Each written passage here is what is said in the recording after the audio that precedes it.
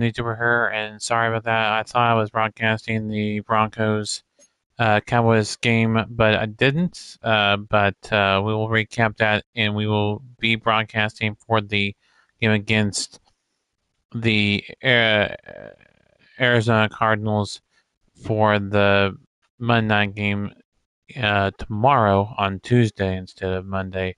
But that's okay because Dallas will have an off week to offset that. So,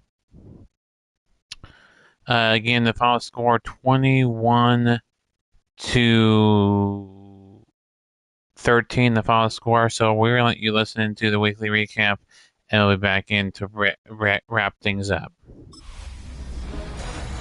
2 months in, and the NFL is as unpredictable as ever.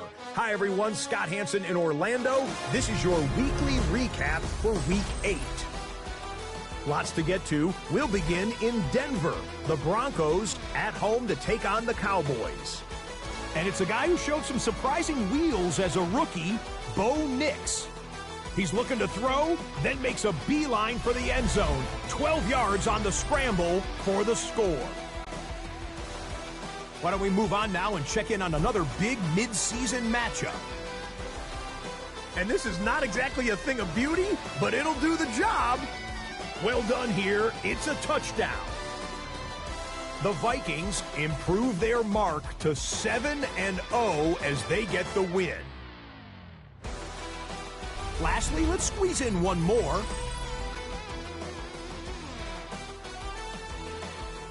And this is Brock Purdy as he'll connect with his Pro Bowl tight end, George Kittle. 18 yards, it's a touchdown. The 49ers find a way to pull this one out as they escape with the narrow win. Until next week, Scott Hansen, good night from Orlando.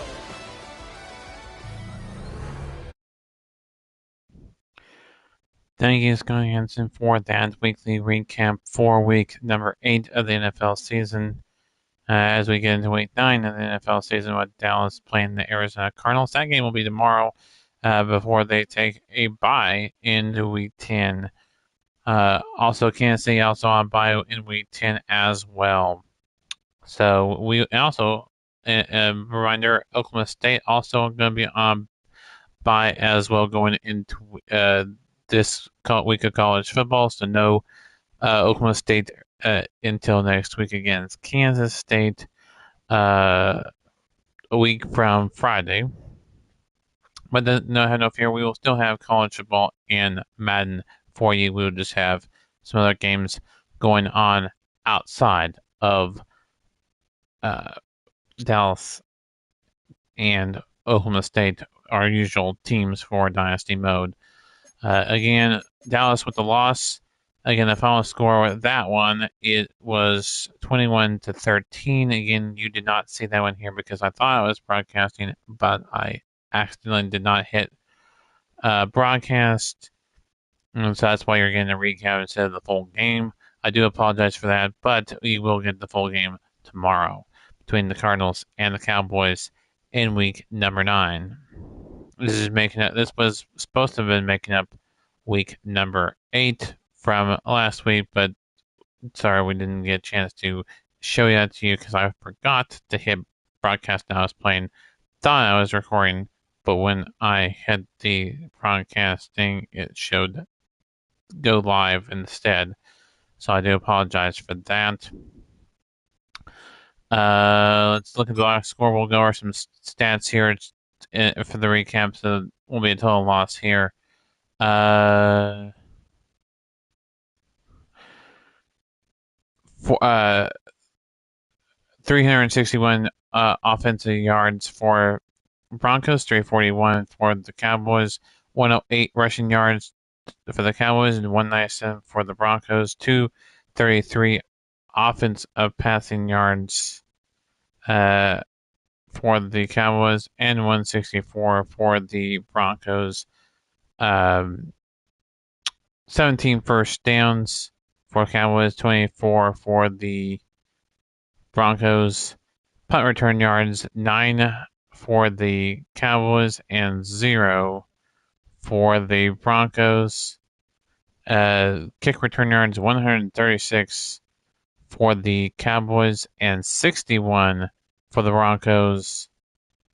And then the total yards 486 for the Cowboys and 422 for the Broncos. And then 3 turnovers apiece. And then 10 third down conversions for the Broncos and two for the Cowboys. 1 fourth down conversion for the Cowboys and 0 for the Broncos. No 2-point conversions in this game. Oh, Dallas would have had to have that 2-point conversion had they gone in the end zone. They were late, did not. They come with a 8-point loss there. Again, if you're wondering why we didn't have this game broadcasted and we're just doing the recap, I forgot to hit live. I thought I was live, but I forgot to hit live, so I do apologize there. 66% in the red zone for the Broncos, 75 for the Cowboys despite the loss. 1 red zone touchdown for the Cowboys and 2 for the Broncos. 5 penalty yards.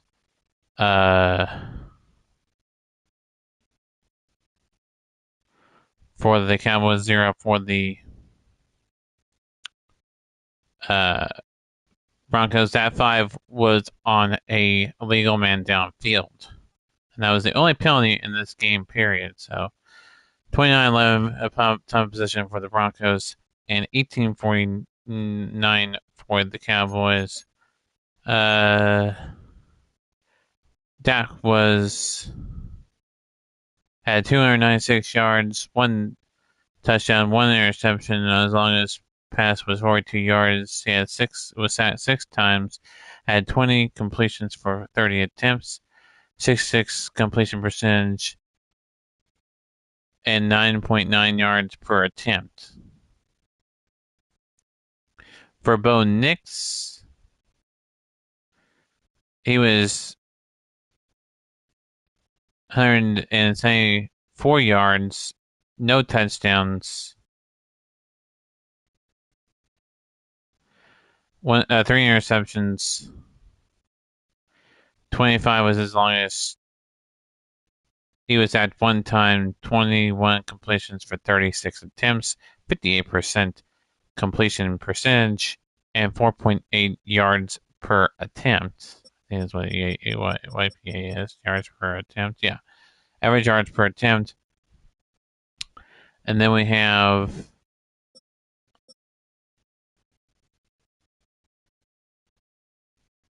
Sterling didn't play, or Mike White, or Joe Middleton did not get in as well there. That was passing. For rushing, J.K. Dobbins, 140 yards, averaging 5.6 yards per carry, 1 touchdown, 0 fumbles. 3 broken tackles, 34 yards after a catch, and his longest run was 17 yards for Williams, the Cowboys running back. 10 attempts. J.K. Dobbins had 25 attempts, by the way. 100 for Williams, 10 attempts, 108 yards, averaging 10.8 yards per carry, 0 touchdowns, 0 fumbles, and 2 broken tackles. His yards after carry was 32, and his longest was 25 yards.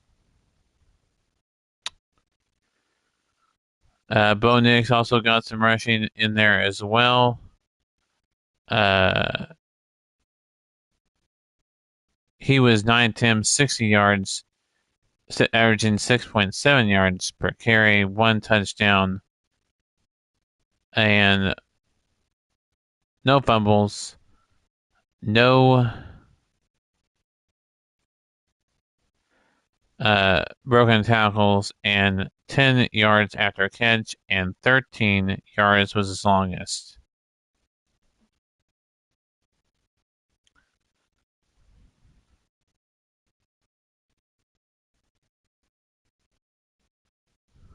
So yeah, that was the box score from today's game. Let's take a look at your injury report. 9 injuries for the Dallas Cowboys. You got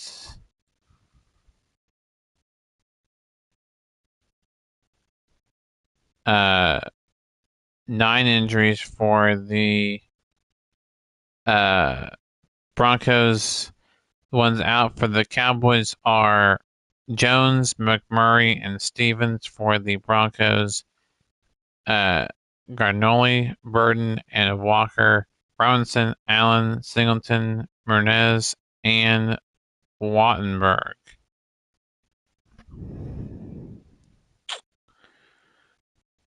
That's your injury report.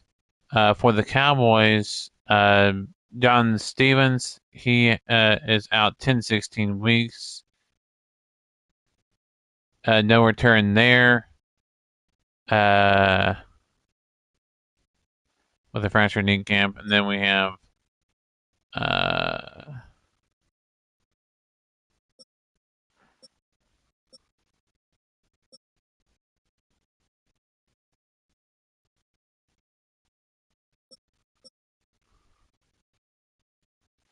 Butler on the IR. Doesn't show injury there. On the IR, Jalen Carson, same for him, as well as Phil Mafia. And Shavon Revel Jr. And then we have Kenneth Murray Jr. He's the Mike linebacker. He's out week to week with a dislocated wrist. And then we got Robert Jones, ruptured disc, 26 to 32 weeks. He is out for the season. And then you have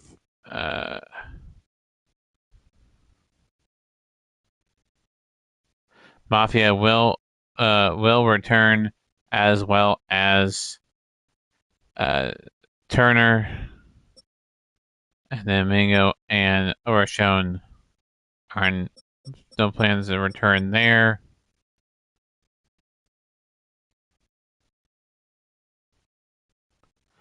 So yeah, there you have it. That's your injuries for the Cowboys. For the Broncos,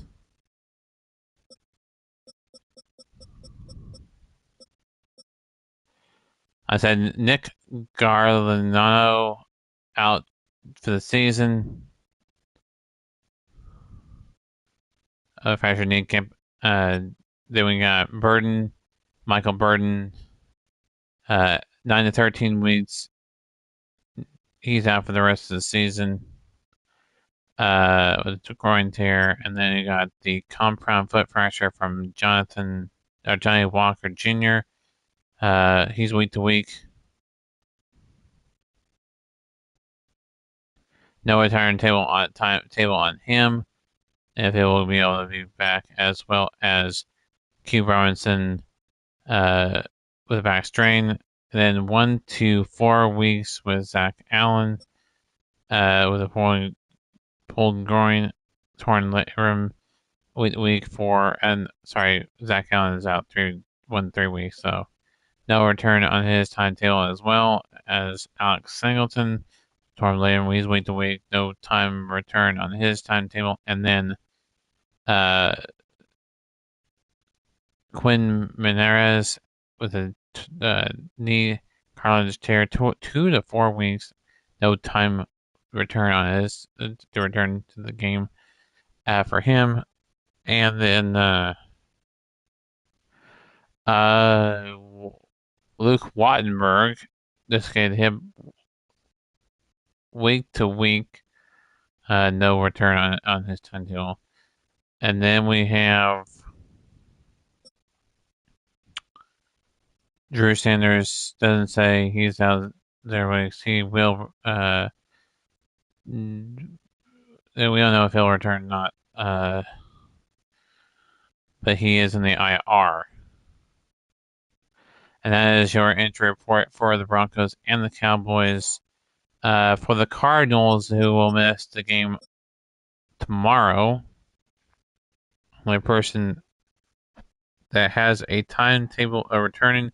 Nichols, will he be able to be playing on tomorrow's game? We'll wait and find out to see if he is able to be played. And then we have the Jones. First up, Justin Jones. And then Tristan Jones.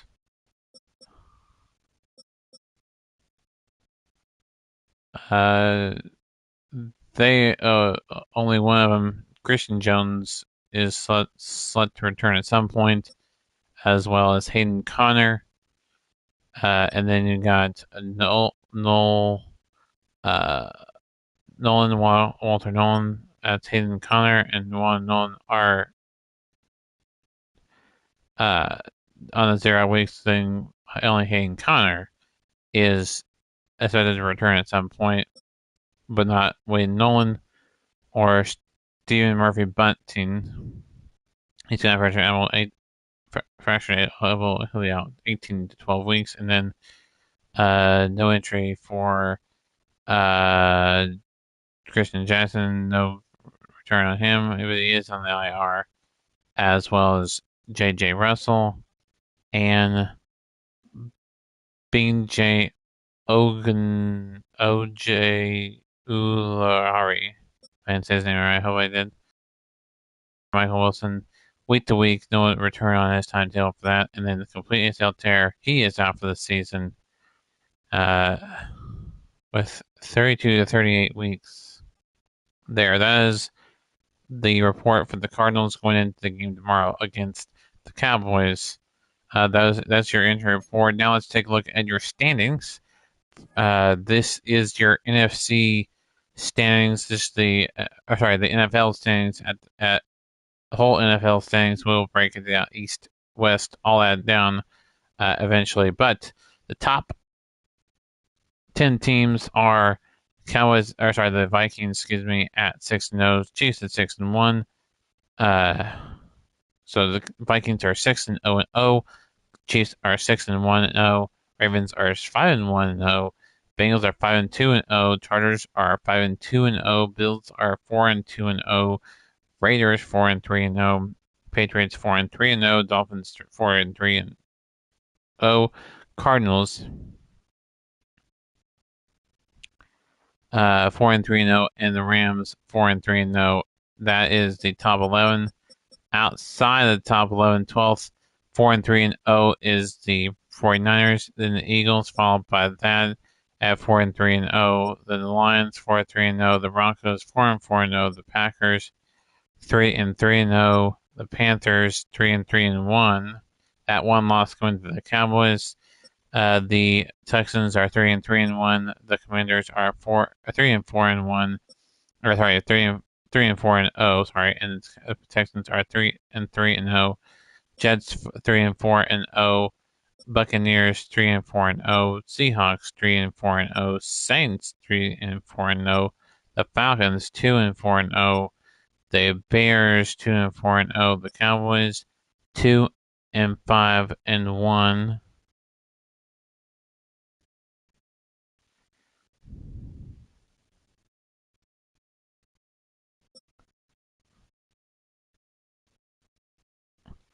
The Browns 2-5-0. Jaguars 2-5-0.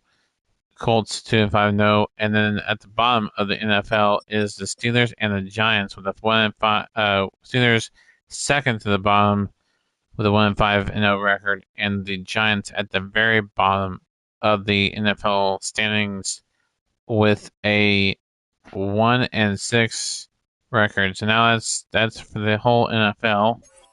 Let's take a look at the AFC North.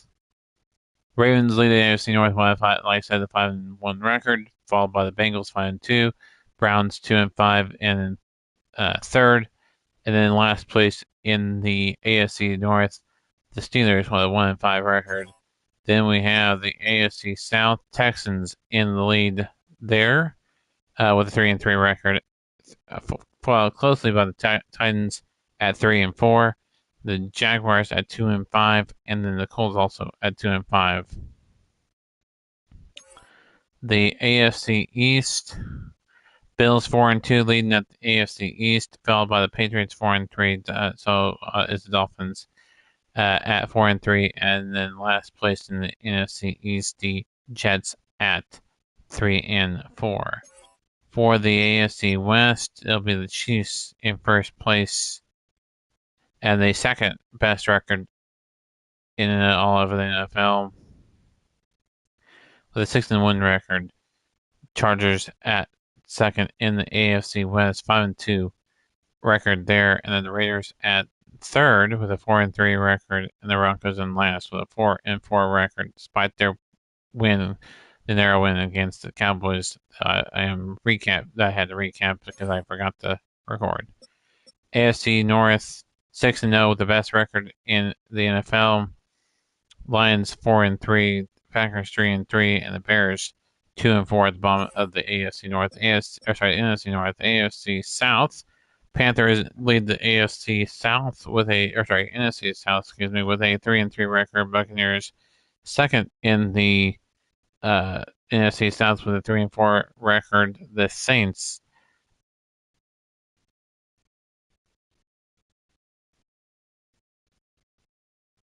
with a 3-4 record, and the Falcons with a 2-4 record in last place. In the NFC East, the AFC East, the Eagles are at the top with a 4-3 record. Then the Commanders at second with a 3-4 record. The Cowboys are third with a 2-5 record, and the Giants with a 1-6 record. Cowboys have yet to play the Commanders again, as well as the Eagles again. I don't know if they played the Giants twice or not. We'll look at the schedule in a minute. And then AFC West, Cardinals 4-3, Rams 4-3, and the 49ers 4-3. So they're tied they're tied there in first place in the NFC West as well. Well, there's a little bit of difference there. The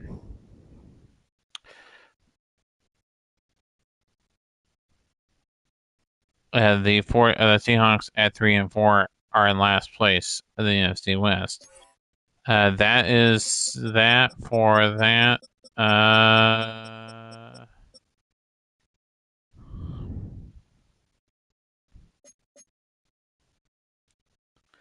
That was your NFL standings.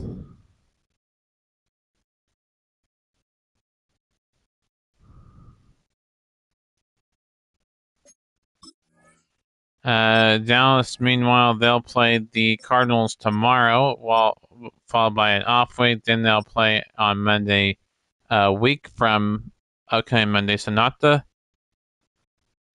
now, this is the 3rd, so not the 10th, but the 17th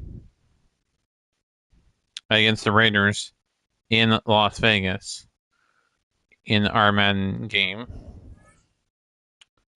We'll have to wait until come back to week 13 to look at the playoff picture if the playoffs were to be in week 13. What you're going to see during the off week, while the Cowboys and let me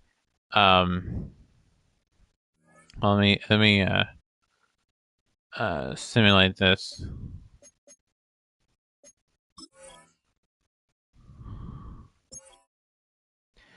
So that way you can get simulate to the Cardinals game.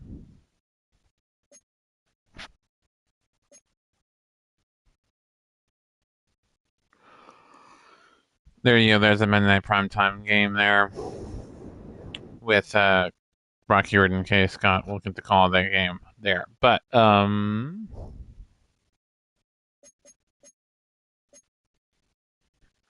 that's week 9. So let's talk about the schedule here. Late schedule. So instead of having Cardinals and Cowboys and Chiefs next week, and we'll talk about college football when we get to that uh, portion of this video, since we don't have a game this week. We'll tell you who's in place of that. So in the NFL, in place of Cowboys and Cowboys and Chiefs off this week, we will be focused on the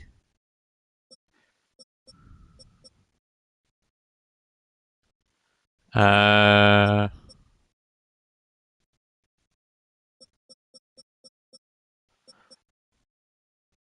Buccaneers and Patriots. Buccaneers and Patriots are going to be the game that you'll see in Week 10 in the NFL instead of Cowboys. For the college football, have not determined which of those weeks games you will get the chance to see. You'll get to see all the rivalries as well that have happened that we hadn't played in play now. But we will start having games now as well. The Cowboys, both Cowboys, Oklahoma State Cowboys and the Dallas Cowboys, will be off this week. So the next Dallas game is on the 17th. Yeah, 17th, and the next game for the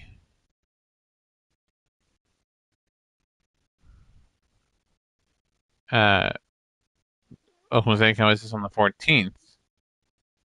The 14th. There. So the 14th.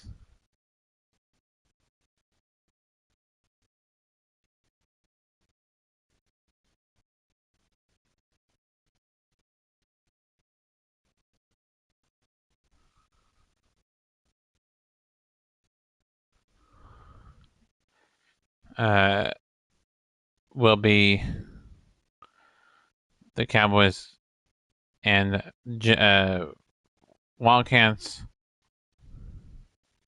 and then the Cowboys and Raiders in the NFL, as well as the Cowboys and Cardinals, Arizona. That's our second and final game. Arizona that we will have. We took on the Arizona Wildcats, no, took on the Arizona Cardinals. So the playoff picture when we get back to week 13. When we get to week 13, we are up to week number 9, going into the game tomorrow. That game will kick sometime. We don't know when that will kick, but we will actually have that game for you. We do apologize for not having this one for you. We do apologize for that. I just forgot to hit record. I thought I was, but I actually wasn't. So I do apologize for that. So until next time, keep on YouTube. We'll see y'all next time.